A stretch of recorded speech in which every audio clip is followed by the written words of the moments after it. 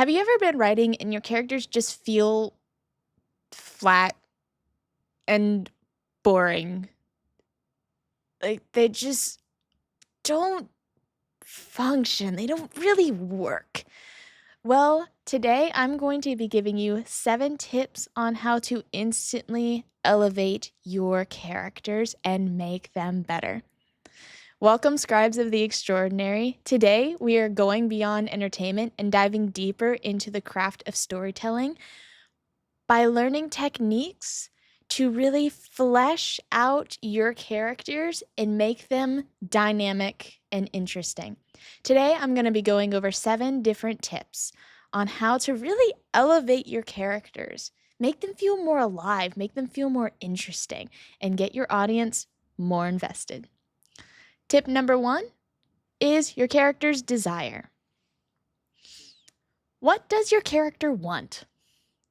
The entire story is going to be focusing around your character going after their desire, going after their want. So you really, really need to figure out what it is that your character actually wants. What's their desire? What's their goal?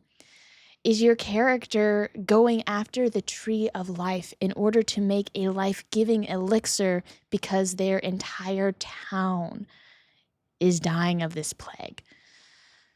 What does your character want? What is it that they are going after?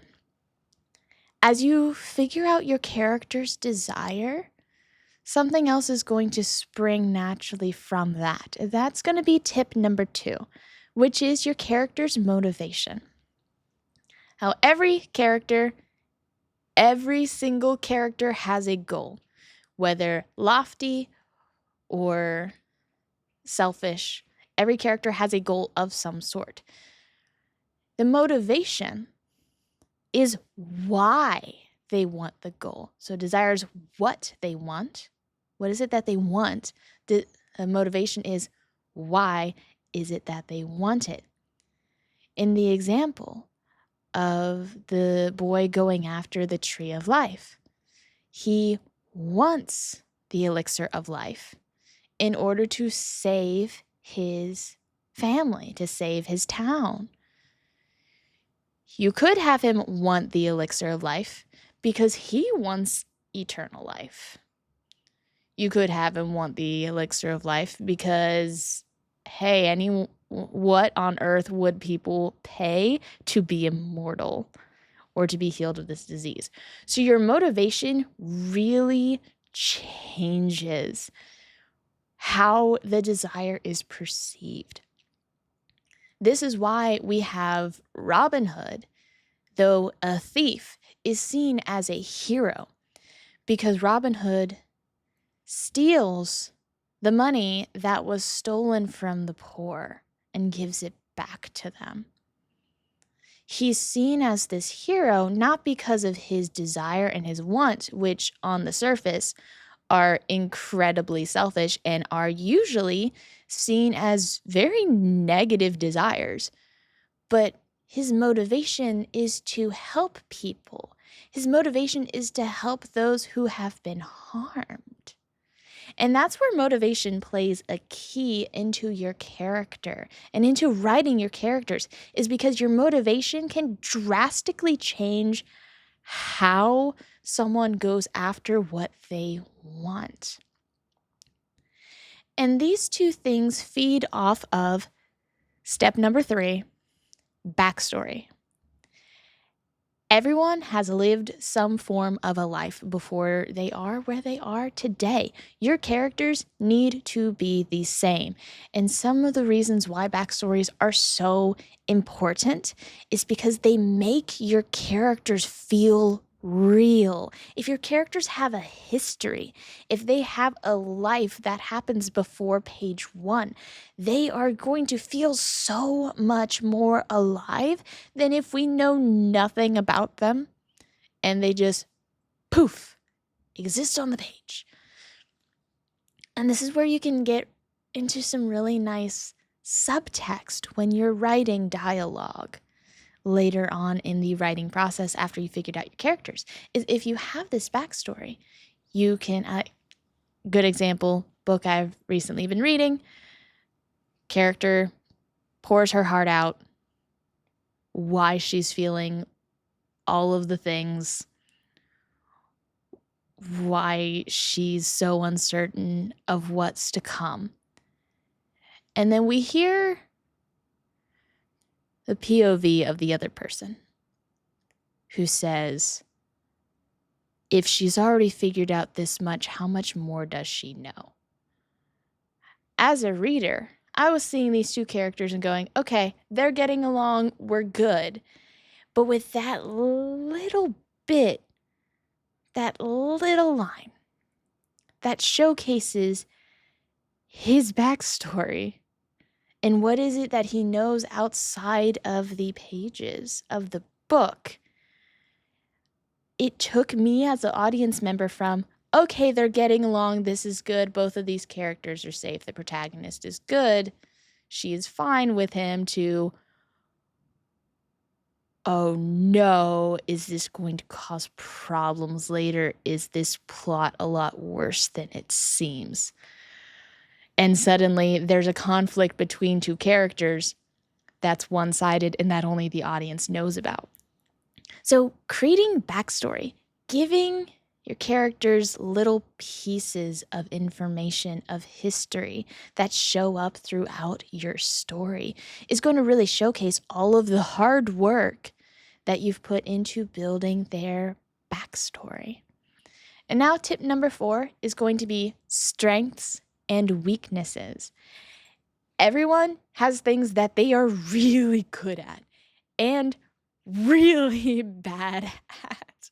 For example, I love breaking down characters and figuring out what makes a character tick and helping other people dissect what is not quite working with their characters and how they can make changes in order to enhance their story. I love writing. I'm really good at making interesting, dynamic characters. What I am terrible at is spelling. If spell check didn't exist, I probably wouldn't be able to spell as many words as I can.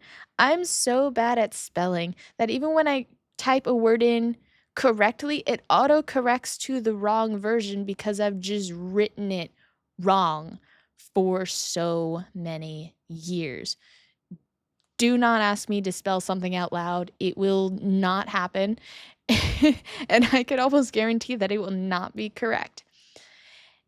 And I explain this personal story to you because it showcases an irony, which is really fun to create between your strengths and your weaknesses. I'm very good at writing. I am very bad at actually writing. I'm great at the concepts. I'm bad at the execution as far as grammar and spelling the English language doesn't make sense to me.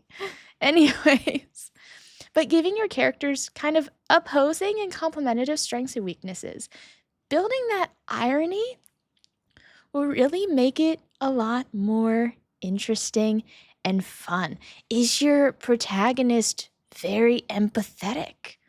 Well, that's a strength. Do they not know how to take care of themselves and set boundaries? Well, that takes that strength and turns it into a weakness. So you see how you can play with a lot of different strengths and weaknesses? Brainstorm, figure out what will fit your characters best. And they can be emotional, they could be physical talents, they could be how they are at writing, it could be social things.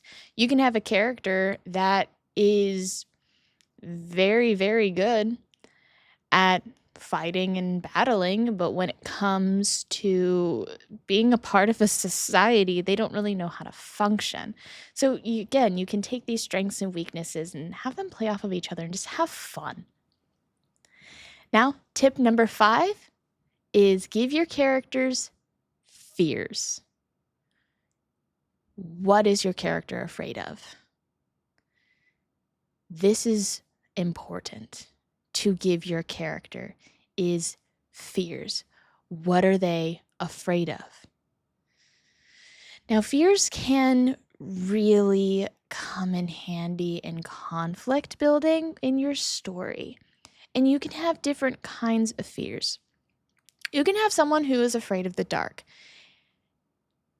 Typically, you think, oh, children are afraid of the dark because their imaginations run wild. Well, what happens when you have an adult who's afraid of the dark? Suddenly, that fear starts churning. Okay, if an adult is afraid of the dark, why? Did something happen? Were they told a story? Did they not grow out of this fear? What's going on? So you can have things like being afraid of the dark or being afraid of spiders. You could have being afraid of intimacy, and therefore creating relationships is very difficult. You could have, going back to the previous point I used, you could have a character who being on the battlefield doesn't bother him at all. But as soon as he tries to talk to a person, he's afraid of those kind of connections. Why would he be afraid of making connections with others? Maybe because it is so easy for him to take life. Now that's a really interesting character. But give your characters fears. Fears are going to be major obstacles in your character's path throughout the story. And they don't have to be there. They don't have to be major in the way that they are everywhere in the story, but major in the way that when they show up, they become difficult and nearly impassable for your character. And that's where courage comes in. I've heard before, courage isn't the absence of fear, but it is doing in spite of the fear.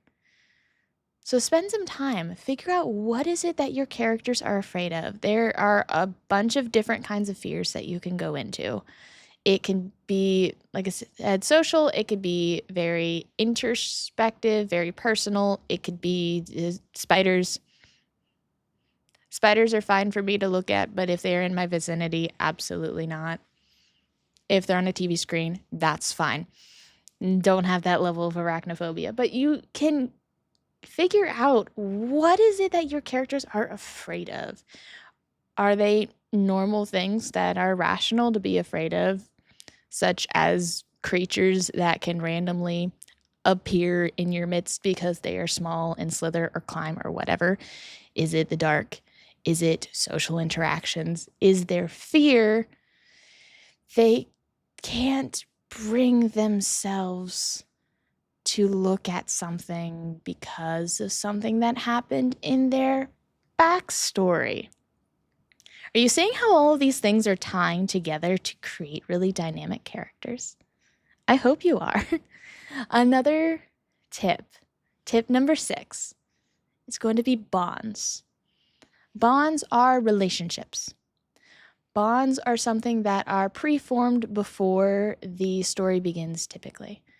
So what is it that your character has a bond to? Who are they connected to? What's important to them? Who is important to them? A lot of times these bonds are what drive action for your characters. Do they love learning about magic? That's a bond, is that they love learning and understanding magic. So all throughout their journey, they make sure that they collect and learn as many different pieces of magic as possible because they love it. Let me know if you know which story I'm talking about. Do they love their sister? And their sister was kidnapped by this giant bird. So now he's going on this adventure to save his sister. Also, if you know which story that is, let me know. But what is your character's bond? What is it that is important to them? What is it that they are connected to? These bonds are going to often be a driving motivational force for your characters. Whether it's a pleasant bond or a negative bond. You could have a character go the complete opposite direction in life because of their bonds to their family. So bonds can be both positive and negative, but who is it that your characters have relationships with? And finally, tip number 7, growth arc. Everyone grows, everyone changes, everyone learns and matures. What is your character's growth arc? Now, your story typically follows your character's growth arc. There is an exception to this rule, but every character will have a growth arc at some point. If it isn't showcased in your story, like it is in the vast majority of stories, it's going to have happened before your story takes place. So what is your character's growth arc? What is it that they need to change in order to achieve their goal? Clearly, they can't reach their goal as they are now, otherwise they would have already. So what needs to change? Desire is your character's want. It's what they're actively going after. The growth arc is what your character needs. It's something they're not aware of. It's a shift that needs to happen in them. An excellent example of this would be Zuko from Avatar: The Last Airbender. He wants to restore his honor. He wants his father's approval and acceptance, and he yearns to be seen as the prince he's supposed to be. In reality, he needs to know that his worth isn't external. His worth is internal. External focus desire, internal focus need. And that's where your growth arc can really mirror or complement or foil your character's desire. Make them play off of each other in some way. That way it'll hit harder when they discover their need. Sometimes your character's need and their want coincide. Oftentimes they do oppose each other. So what is it that your character needs? Craft their growth arc. And if you are sure exactly what your character's growth arc should be, I would encourage you to give yourself a vague idea, but allow yourself the freedom to figure it out as you write. It's perfectly fine to not have every detail planned out about your character before you start writing, but you want to understand them well enough before you start writing. That is important. And that leads me to a bonus tip. Now, I didn't incorporate this into the 7 because it's not a tip as to how to create dynamic characters, but it's how to showcase your dynamic characters. So, bonus tip is obstacles and challenges. Throw things at your characters. Put things in their way. Put challenges in their path for them to overcome. When you write a scene, your scene needs conflict. And this is actually a litmus test that you can do while you're writing. If your writing just feels like, there's nothing really happening.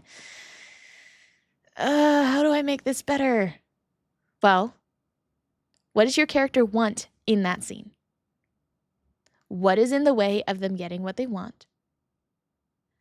And then do they actually achieve their goal or not? This is how you write a scene. I'm going to use an example from my book, is that the prince is tired, he's hungry, it's been a long day, he's dealt with a lot of people, so he's ready to leave his office and go get some food. Simple desire.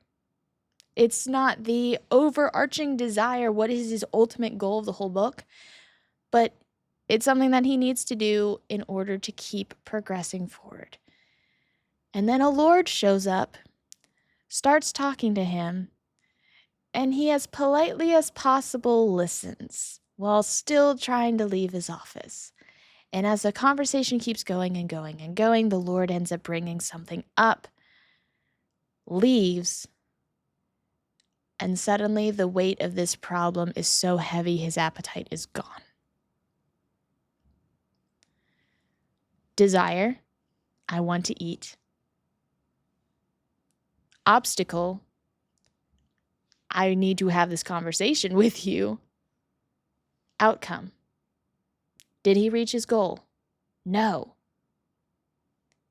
And now he doesn't want it.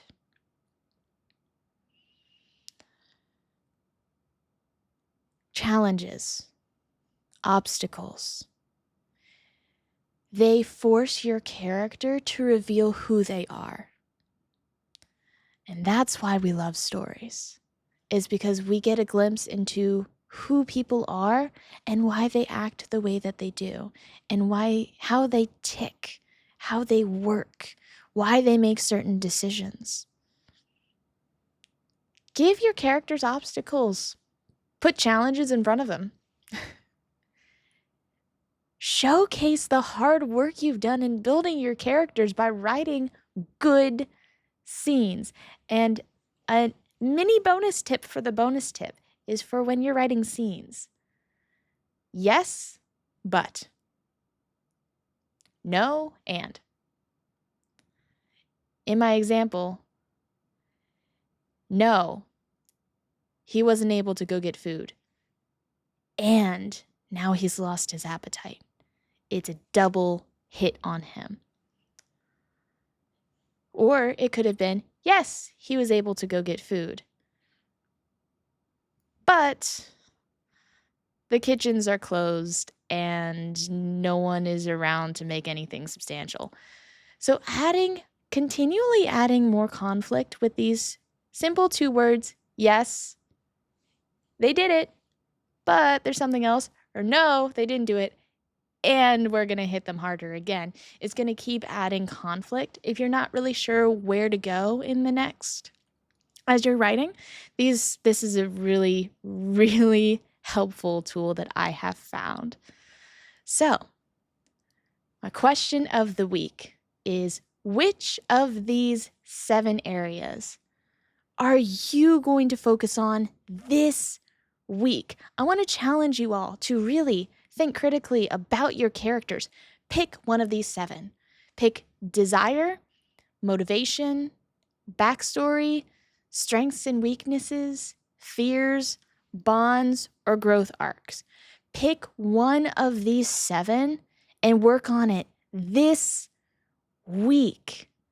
I want you all to take action, because I want you all to tell amazing stories and I want to hear about your cool characters. So please let me know down below, which of these 7 are you going to focus on this week? And if you want to share a little bit about your character, I would love to hear what you guys are working on, because I want to encourage you all to write. Writing is beautiful. It's such a wonderful craft, but it's also so isolating at times.